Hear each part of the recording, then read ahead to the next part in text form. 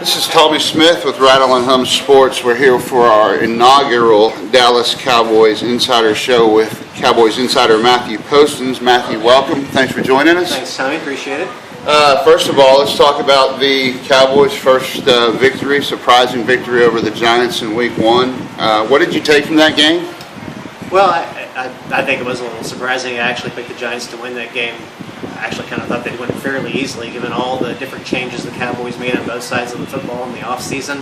I think I took from that game that maybe the Cowboys are a little bit further ahead than we thought, given the different things they had to deal with in the preseason, the fact that they lost so many different players to injury, especially in the wide receiving core.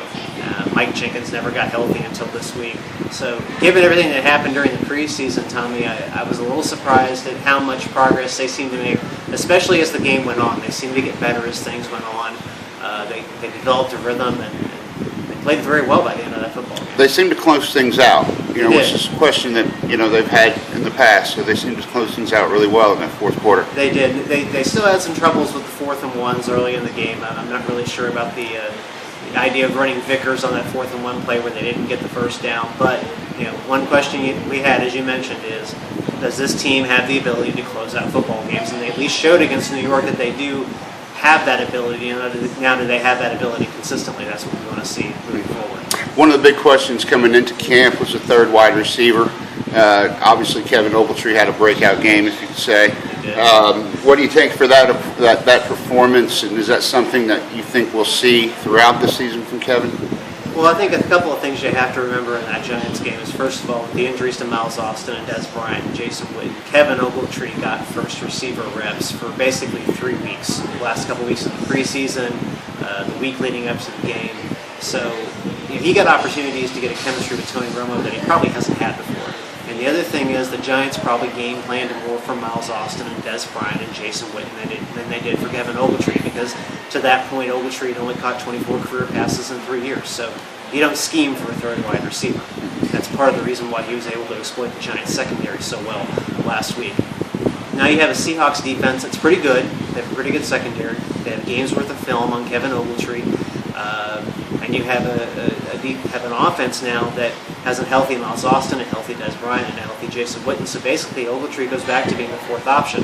It's not to say he's not going to be involved in the passing game this week, but I think to expect him to catch 8 passes and go for 110 yards and 2 touchdowns is probably a little bit out of the realm, because Tony Romo is going to look for guys like Austin and Bryant first. But if we go through the season and Ogletree can give you 3 to 5 catches a game and he ends up with 40 to 50 catches by the end of the season, I think that's a very successful year for him. Cowboys' offensive line seemed to play well. It was a big question coming into the season. I don't think Tony Romo was on his back too much, but you had written a nice column about some pre-snap penalties and some things that they do have to clean up there on the offensive line, some continuity. You talk a little bit more about that going forward. Yeah, it's really interesting. The second play of the game against the Giants, all 5 linemen were in a different position than they were last year, or they weren't with the team. The entire interior of the line, Bernardo, Cook, and Livings, none of them were with the team last year. But it's odd that all of the pre-snap penalties were committed by players who were there last year. Tyron Smith, Doug Free, Tony Romo got credited with a couple of delayed game penalties. Jason Witten had a false start. The first quarter of that offensive line didn't look very good.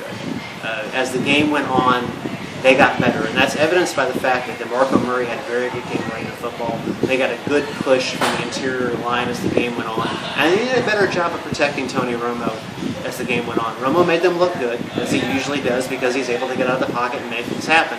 But I think over the course of the next few weeks, as this line gets more of an opportunity to practice together with guys in the same place, which they weren't always able to do during the preseason, I think the line is going to get better. This line doesn't have to be fantastic. It doesn't have to be the best offensive line in the league. It just has to be good enough to open up enough holes for DeMarcus Ware and give Tony Romo enough protection to be effective. One of the questions also the Cowboys wanted to address, and address so heavily in free agency, was with the addition of Brandon Carr and then the draft pick of Morris Claiborne. How did the secondary obviously showed improvement? How do you think they look? I think they look pretty good, to be honest with you. I think with Brandon Carr and Morris Claiborne, I think the defensive coordinator, Rob Ryan, now has 2 guys that he can really install his game plan with. He wants to play more man coverage. He wants to play more press coverage. those two guys know how to do that. They can play that kind of press coverage. It's funny, this was such a position of weakness last year. It's really become a position of strength when you consider Carr and Claiborne. Orlando Scandrick is now in a role that I think is better suited for him, which is more of a third cornerback role. He can trade snaps with Morris Claiborne on the other side. And now that Mike Jenkins is healthy this week, although we don't know how much he's going to play, you now have 4 solid NFL cornerbacks that you can pick and choose from each week. It's gone from a position of real weakness to a position of real strength. And I guess to bolster that position, they went out and signed Laquan Lewis from the Jets. Do you see him contributing much? I don't see him contributing much in the secondary this week. They signed him on Tuesday. Basically, I think to fill the role that Danny McCray has had the last couple of years in special teams when McCray hurt.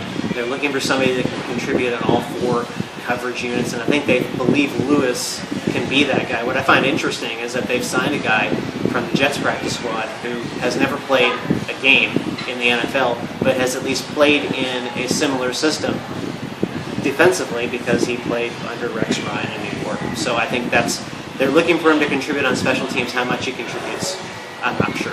And the addition and I guess the bolstering, the improvement of the secondary is obviously going to help guys like DeMarcus Ware and the defensive line get pressure on the quarterback.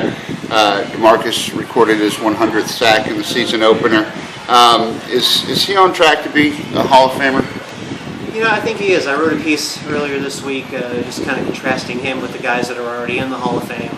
Sacks are a relatively new stat when it comes to the NFL. They've only been around for about 25, 28 years. And the guys that are in the Hall of Fame right now all have common denominators. They have more than 100 sacks. They've either been a NFL Defensive Player of the Year or a Super Bowl MVP. They've been an All-Pro multiple times. They've been a Pro Bowler multiple times. Right now, DeMarcus has been a multiple All-Pro player, a multiple Pro Bowl player. He has not been an NFL Defensive Player of the Year yet. He's done it for the NFC, but not the NFL. And obviously, he hasn't been to the Super Bowl yet. So he's on track. The great thing is, when you look at elite pass rushers, they play more than 10 years in the league. DeMarcus is entering his eighth year, so you figure he's probably got at least 3 or 4 more good years in him. He could end up in the top 10 in sacks, but I think it really boils down to whether or not he gets to a Super Bowl or perhaps is named a Defensive Player of the Year in the NFL. That's kind of the one credential he needs right now to burnish himself for the Hall of Fame. And in the past, a big contributor to the front 7 has been Jay Ratliff. I guess obviously some injuries. There's been some question about moving him from the inside to the outside. Where do you think he fits in? Is he going to be able to play soon? I don't know. Jerry Jones was a little non-specific on Monday when he talked about Jay Ratliff's high ankle sprain. If he's not able to play, and based on the way Josh Brent and Sean Lissamore played against the Giants, I wouldn't rush him back. I think you could expect to see him on the inside, but he's probably going to share time. You look at the participation chart from last week's game, Brent and Lissamore basically shared time. They played about 40% of the snaps each when they were playing in the 3-4 formation. So I think the Cowboys don't want to rush Ratliff back because they know how much he means to the interior of that defense, and they want to see him in there for the long haul. And if they have to get up one more game against a Seattle team that lost last week to Arizona, then I think they're willing to do that. Seattle's always a tough place to play, and of course it is the location of the famous Romo fumble. What do you see? Also, Russell Wilson is kind of a big name now, getting a lot of attention at quarterback. More of a controlled offense. I think that they're running for Pete Carroll's running for Russell Wilson up in Seattle than maybe you see with an Andrew Luck or an RG3 in Washington. But what do you see basically from Russell Wilson going forward? Well, Wilson gets the attention, but the focal point of that offense is Marshawn Lynch. Rushed for 1,200 yards, had 12 touchdowns, had a career year last year, basically. If this team's going to be successful, it's going to be because Marshawn Lynch is rushing the ball effectively. Wilson's a good passer. He's accurate. He reads defense as well. Obviously, he can get out of the pocket a little bit and create some things for you. But the learning curve for him is going to be a lot steeper than it's going to be for, say, a Robert Griffin III or an Andrew Luck.